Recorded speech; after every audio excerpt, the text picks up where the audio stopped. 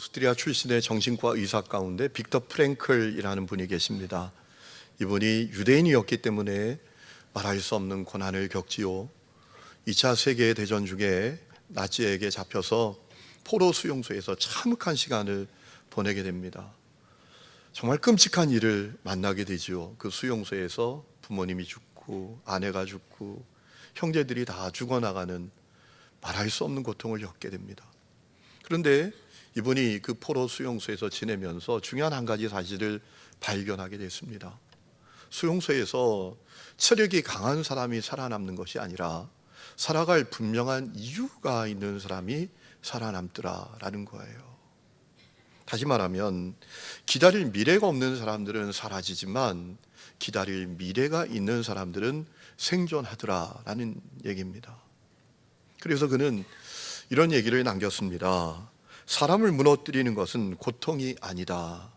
사람을 무너뜨리는 것은 이 고통이 아무 의미 없다고 여기는 것이다 라고 했습니다.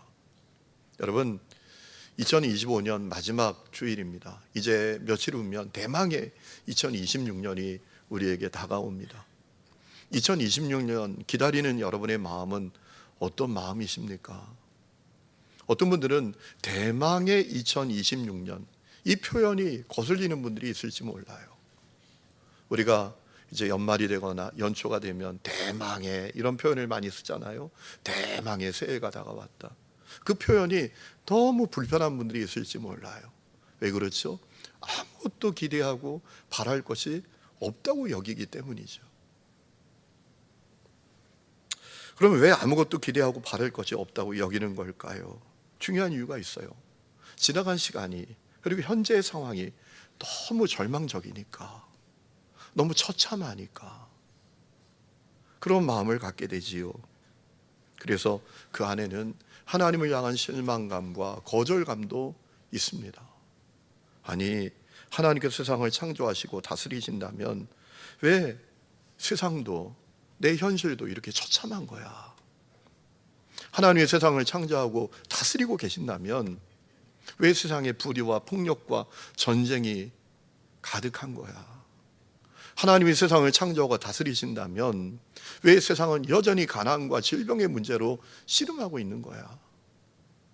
내 현실도 세상도 너무 왜 절망적인 거야? 이런 마음을 갖고 있는 것이지요. 그래서 그 마음에 그런 질문을 갖게 됩니다. 하나님은 정말 살아 역사하시는 분이신가? 그분은 정말 사랑과 정의의 하나님이신가? 이런 질문을 갖게 되지요.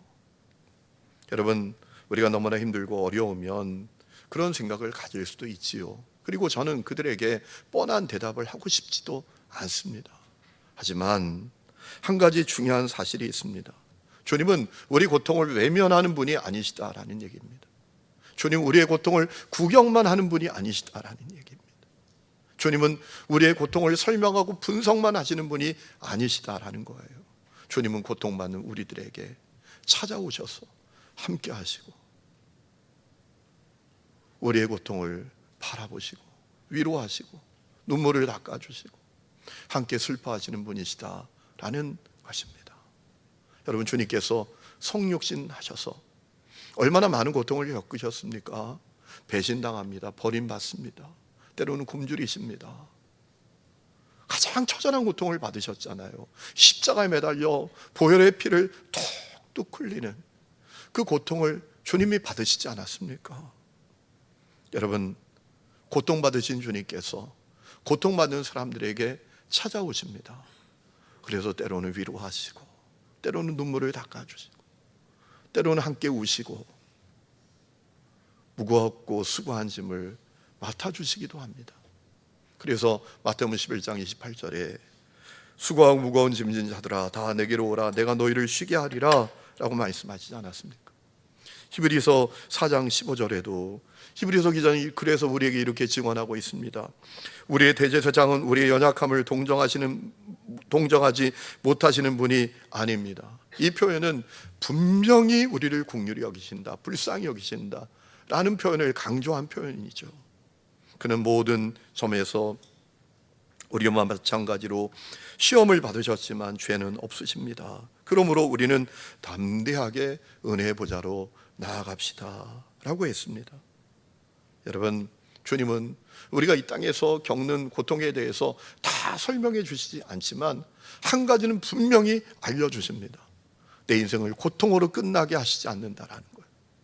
죽음조차도 내 인생을 끝나게 만드는 것이 되지 않게 하신다라는 것입니다. 여러분, 주님께서 우리에게 놀라운 선물을 준비해 놓으셨습니다. 그것은 무엇입니까? 죽어도 다시 사는 부활과 영원한 생명입니다. 그래서 마태복음 11장 25절에 말씀하셨지요. 나는 부활이요 생명이니 나를 믿는 사람은 죽어도 살고 살아서 나를 믿는 사람은 영원히 죽지 아니할 것이다. 네가 이것을 믿느냐? 라고 하셨어요. 그러므로 우리는 질문을 바꿔야 합니다. 나의 현실은 왜 이렇게 고통스러운 거야? 라는 질문이 아니라 그럼에도 불구하고 나는 주님 신뢰하고 주님께 내 인생을 맡길 것인가? 이 질문을 우리가 가져야 합니다. 여러분, 주님은 우리가 그렇게 하기를 원하고 계십니다. 우리가 그럼에도 불구하고 주님을 신뢰하고 주님께 우리의 인생을 맡기기를 원하고 계십니다. 그리고 그것이 내 인생을 결정짓게 됩니다. 주님을 향한 신뢰와 주님께 내 인생을 맡기는 것이 내 인생을 결정한다라는 거예요. 여러분, 이스라엘 성들은 하나님의 복을 받은 사람들 아닙니까? 자기 민족에서 메시아가 오시잖아요. 온 세상을 구원하는, 모든 나라, 모든 열방, 모든 족속을 구원하신 메시아가 유대인으로 오시지 않았습니까? 얼마나 놀라운 복입니까? 그런데 여러분, 그들에게 문제가 있었습니다. 주님을 신뢰하지 않습니다. 주님께 자기들의 인생을 맡기지 않습니다. 그래서 어떤 일이 벌어집니까? 하나님을 하찮게 여깁니다. 하나님을 하찮게 여깁니다. 하나님을 잊어버립니다. 아니, 하나님을 떠납니다. 그리고 말도 안 되는 죄 가운데 살고 우상 숭배합니다. 너무나 안타깝지요. 여러분, 성경을 보면 그들을 향한 주님의 마음이 얼마나 안타까우셨는지를 이사야 선지자가 증언했던 적이 있지 않습니까? 이사야 1장 3절에 이렇게 그가 말합니다. 하늘아 들어라, 땅아 귀를 기울여라. 주님께서 말씀하신다. 내가 자식이라고 기르고 키웠는데 그들이 나를 거역하였다. 소도 제 임자를 알고 나귀도 주인이 저를 어떻게 먹여 키우는지 알건만은 이스라엘은 알지 못하고 나의 백성은 깨닫지 못하는구나. 슬프다. 죄 지은 민족, 허물이 많은 백성, 흉악한 종자, 타락한 자식들, 너희가 주님을 버렸구나. 이스라엘의 거룩하신 분을 업신여겨서 등을 돌리고 말았구나. 얼마나 하나님이 안타까우셨으면 이렇게 말씀하셨을까요? 그런데 그럼에도 불구하고 그들이 돌이키지 않아요. 묵묵부답입니다. 그 마음이 돌덩어리 같습니다. 주님께 돌이키지 않아요. 그 마음이 단단하게 굳어버렸어요. 여러분, 스가랴 선지자가 이스라엘 백성들의 상태를 고발했던 적이 있지요.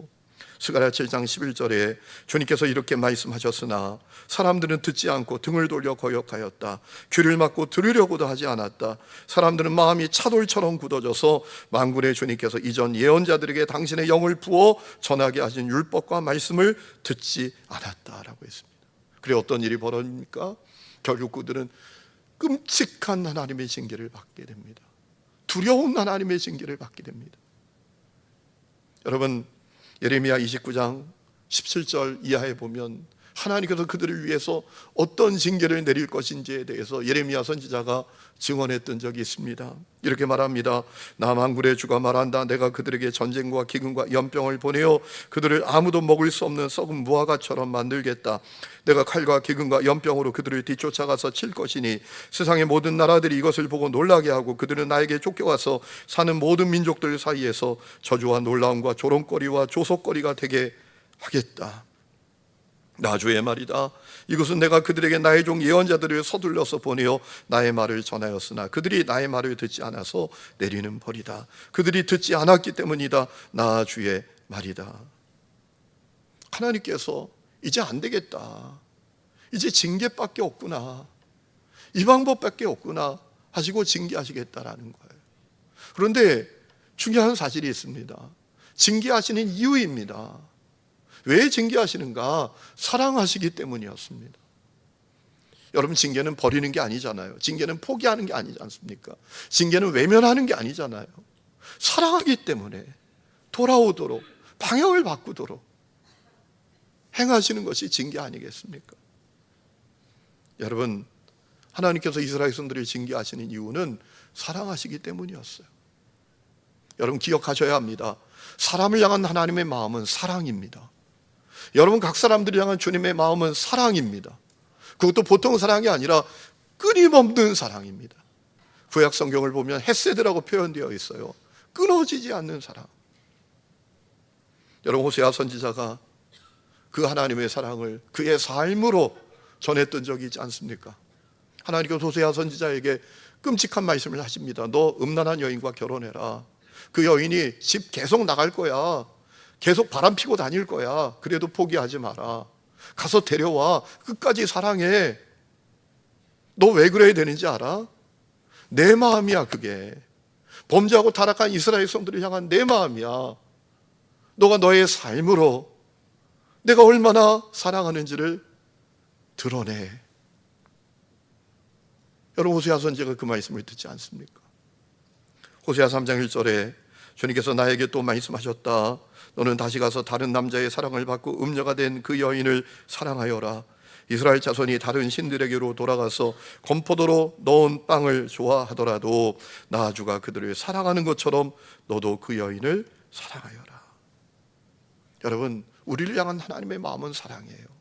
우리가 때로는 걸레처럼 살아도, 거지처럼 살아도, 엉터리로 살아도 하나님은 끝없이 우리를 사랑하신다라는 얘기입니다. 그래서 하나님은 우리를 징계하시되 징계로 끝내시지 않습니다. 징계대의 회복을 주시고 놀라운 미래를 주십니다. 여러분, 오늘 우리가 읽은 말씀을 보면 예레미야와 이사야가 그 사실을 우리에게 증언하지 않습니까? 여러분, 오늘 우리가 읽은 11절, 예레미야 29장 11절에 예레미야 선지자가 이렇게 말합니다.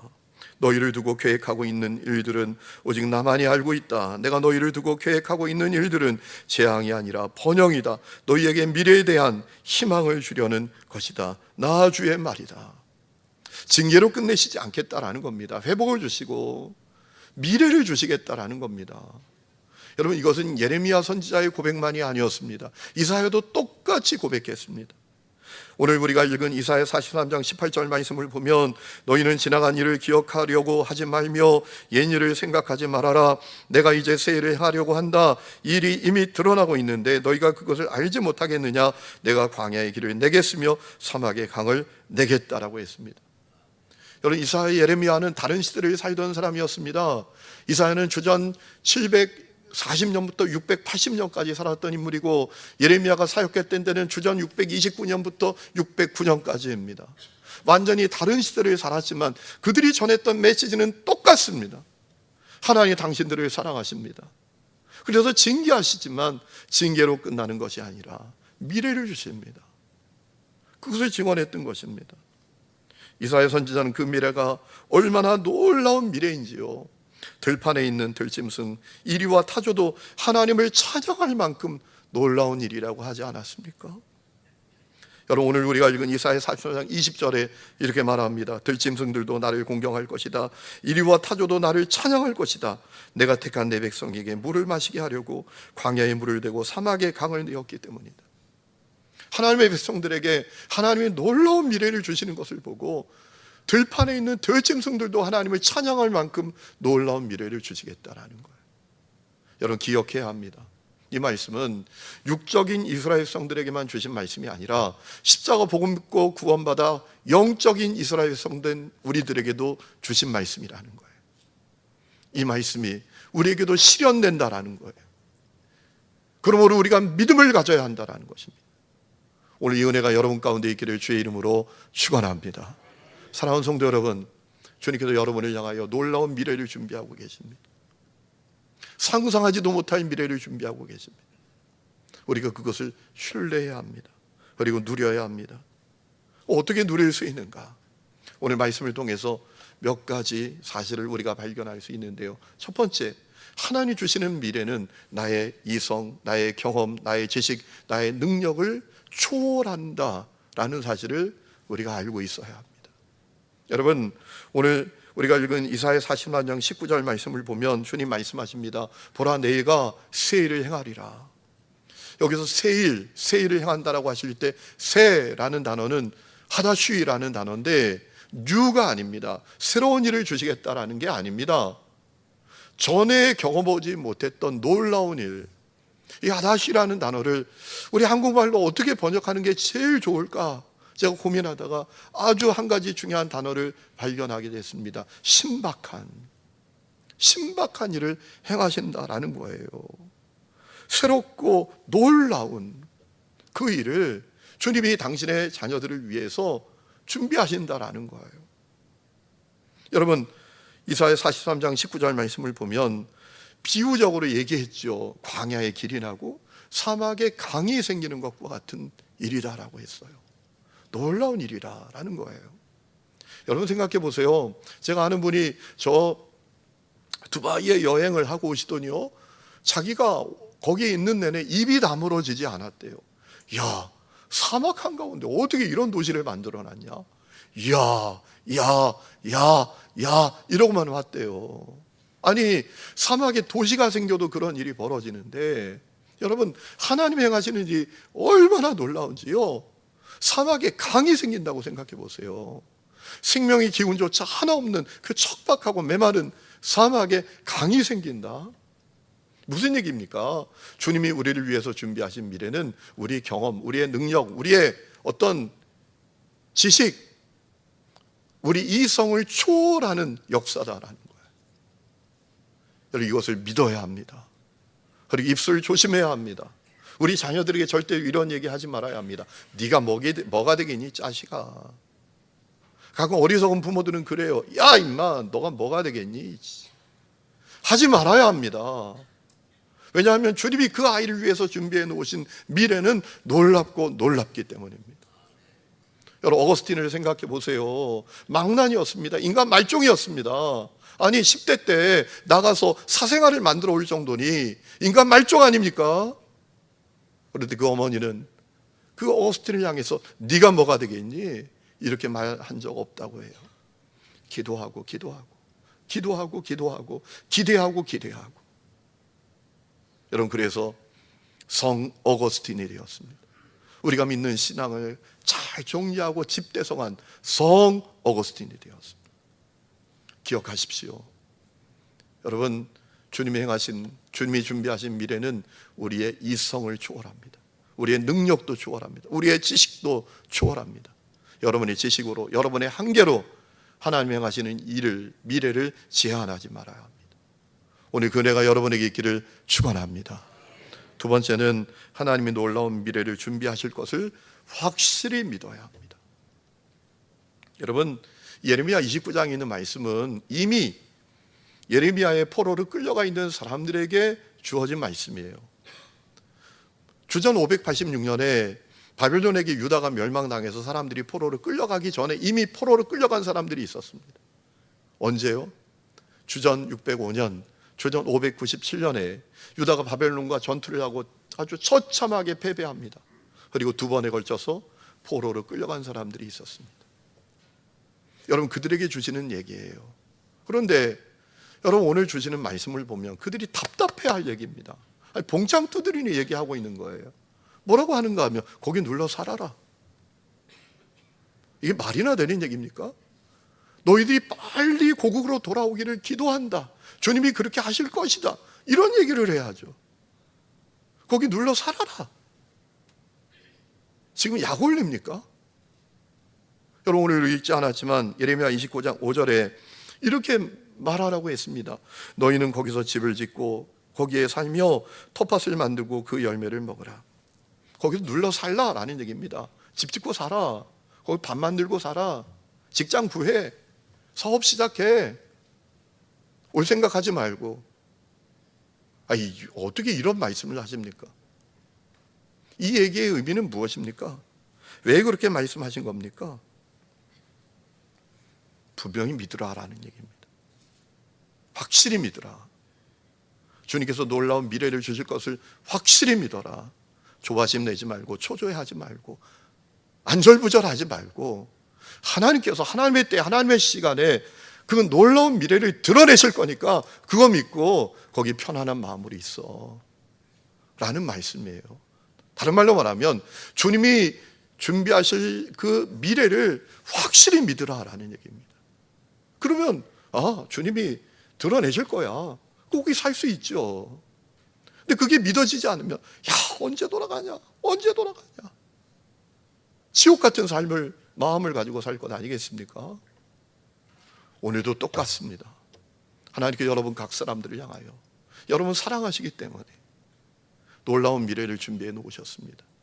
여러분이 해야 할 게 있습니다. 초조해하지 마세요. 조바심 내지 마세요. 안절부절하지 마세요. 하나님 언제 내 기도 들어주시는 거야? 언제 이 문제 해결해 주시는 거야? 어디 가서 점이라도 봐야 되나? 여러분 그러고 방황하는 사람들이 교회 안에 얼마나 많은지 몰라요. 하나님을 신뢰해야 합니다. 오늘 이 은혜가 여러분에게 있기를 축원합니다. 주님이 준비하실 그 미래를 확실히 믿어야 돼요. 주님의 때, 주님의 시간에, 주님의 방법으로 드러내실 것이다. 이거 믿으면 안절부절하지 않아요. 조바심 내지 않아요. 초조해하지 않아요. 확실히 믿어야 한다라는 얘기입니다. 세 번째는 하나님께서 준비하신 미래를 위해서 기도해야 한다라는 것입니다.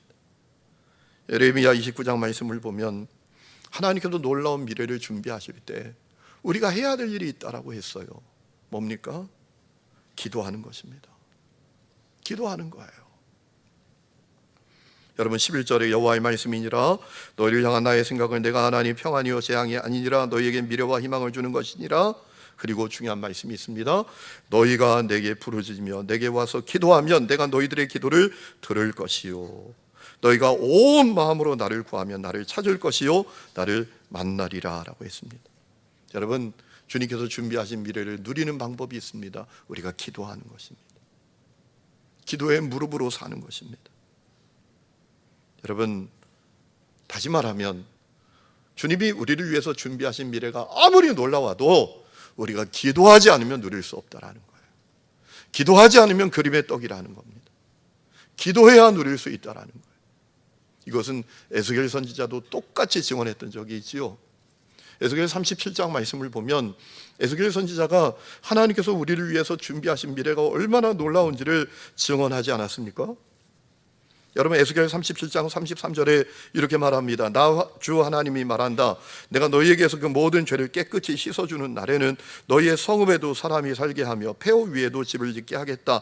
이전에는 지나가는 사람들이 황폐한 땅을 보며 지나다녔으나 이제는 그곳이 묵어있지 않고 오히려 잘 경작된 밭이 될 것이다. 그래서 사람들이 말하기를, 그 다음에 중요한 말씀이 나옵니다. 황폐하던 바로 그 땅이 이제는 에덴 동산처럼 되었구나. 이렇게 말할 것이란 말입니다. 사람들이 이렇게 말했다라는 거야. 아유 저 사람 끝났어. 저 집 끝났어. 망했어. 이제 못 일어나. 이제 희망이 없어. 이랬는데 갑자기 어느 날 아니 이게 도대체 무슨 일이야? 도대체 무슨 일이 일어나는 거야? 무슨 영문이야 이게? 이런 역사가 일어난다라는 거야. 황폐하던 땅이 에덴 동산처럼 되는 것을 보게 될 것이다. 그것이 하나님이 준비하신 미래다. 그런데 그 다음에 중요한 말씀이 나오죠. 그 미래를 누리는 길이 있다. 뭐냐? 기도하는 것이다. 에스겔 37장 37절에 말합니다. 주 여호와께서 이같이 말씀하셨느니라. 그래도 이스라엘 족속이 이같이 자기들에게 이루어 주기를 내게 구하여야 할지라. 기도해야 한다라는 것. 기도해야 누리게 된다라는 것입니다. 사랑하는 성도 여러분, 오늘 여러분은 기도하는 분들이십니까? 기도로 사는 사람들이십니까? 그저 행사로 기도하고 프로그램으로 기도하고 누가 등 떠밀어야 기도하는 분 아니십니까? 그저 특별 기도회를 열어야 그저 나와서 기도하는 그런 수준의 기도자가 아니십니까? 권사님은 적어도 일주일에 2번은 새벽기도 오셔야죠. 떠밀어야 그저야 그냥 와서 기도하는 분들이 아니십니까? 기도로 사는 분들이십니까? 기억하십시오. 이거 영적인 원리고 영적인 법칙입니다. 주님이 준비하신 미래가 아무리 놀라워도 우리가 기도해야 누리게 된다는 것. 여러분의 기도가 시작되기를 주의 이름으로 축원합니다. 축원합니다. 저는 우리 교회가 기도하는 교회가 되기를 원합니다. 하느님 교회 가봐라. 야, 낮에 가도 예배당에 기도하는 사람이 있어. 밤에 가도 기도하는 사람들이 있어. 명절에도 가서 보면 기도하는 사람이 있어. 이런 교회가 되어야 할 줄로 믿습니다. 마지막 네 번째는 오직 하나님께 영광 돌리는 삶을 살아야 합니다. 여러분, 이사야 선지자가 하나님이 세일을 행할 것이라고 했습니다. 얼마나 놀라운 일을 행하는지 광야에 길을 내신대요. 사막에 강을 내시는 것과 같아요. 그리고 그 다음에 우리가 해야 될 일을 알려주셨어요. 오직 하나님께 영광 돌리는 삶을 사는 것입니다. 여러분, 미래는 내가 못 만들어요. 우리는 5분 뒤도 모릅니다. 아니 10초 뒤도 모르는 인생들입니다. 우리는 우리의 미래를 만들 수가 없어요. 제가 그런 얘기 들었거든요. 어떤 분이 성질이 급해요. 그래서 버스 타고요, 빨리 내리려고 사람들이 다 해짓고 앞으로 가서 문 딱 열리자마자 내렸는데요, 옆에서 달려도 오토바이가 그냥 팍 쳐가지고 중상을 입었다라는 거예요. 10초 뒤에도 몰라요. 우리가 미래는 주님이 만드시는 거예요. 그런데 우리가 해야 될 일이 있대요. 뭐예요? 하나님께 영광 돌리는 삶을 사는 거예요. 내 삶의 자리에서. 여러분, 이사야 43장 21절에 이렇게 말합니다. 하나님의 가실 그 미래를 얘기하면서 뭐라고 하는가 하면, 이 백성은 나를 위하라고 내가 지은 백성이다. 그들이 나를 찬양할 것이다 라고 했습니다. 우리가 하나님 찬양하기를 원하신대요. 여기서 말하는 찬양은 노래가 아닙니다. 저도 이 원문을 알기 전에는요, 엉뚱하게 말씀을 가르쳤어요. 성가대 교육할 때 이 말씀을 썼어요. 아니더라고요.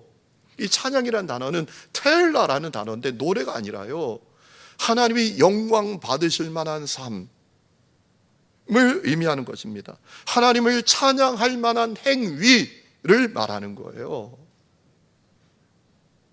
하나님께서 우리에게 원하시는 게 있어요. 내 삶의 자리에서 하나님께 영광 돌리는 삶을 사는 거예요. 하나님 높이는 삶을 사는 거예요. 내 자리에서 내게 주신 재정, 내게 주신 소유, 건강, 시간, 에너지, 달란트, 능력 가지고 하나님 높이는 삶을 사는 거예요. 여러분, 그러면 주님이 하십니다. 주님이 어느 날 불현듯 놀라운 미래를 드러내 주십니다. 그것이 성경의 약속입니다. 오늘 말씀을 정리합니다.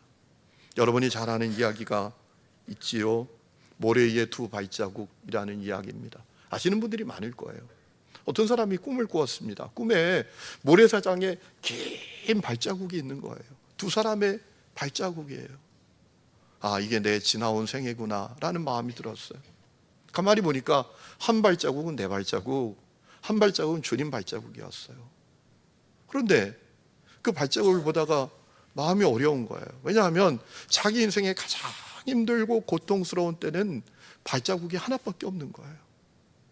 그래서 주님께 항변했대요. 하나님, 내가 가장 힘들고 고통스럽고 괴로울 때는 왜 나 혼자 걷게 만드셨어요?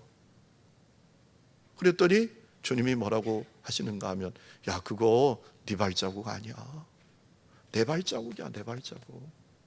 너가 힘들고 어렵고 괴롭고 고통스러울 때 내가 너를 업고 내가 너를 안고 걸었던 내 발자국이야. 네 발자국이 아니라 내 발자국이라고 하시더라라는 것입니다. 여러분, 주님이 여러분을 위해서 놀라운 미래를 준비하고 계십니다. 우리 그 길을 믿음으로 가야 합니다. 주님을 신뢰하고 그 길을 걸어가야 합니다. 때로 우리가 지치고 넘어지고 쓰러지면 주님 우리를 안으시고 주님 우리를 업으시고 가실 것입니다. 그러므로 주님을 신뢰하고 주님이 준비하신 미래를 향하여 두벅두벅 걸어가야 합니다. 오늘 이 은혜가 여러분 모두에게 있기를 주의 이름으로 축원합니다.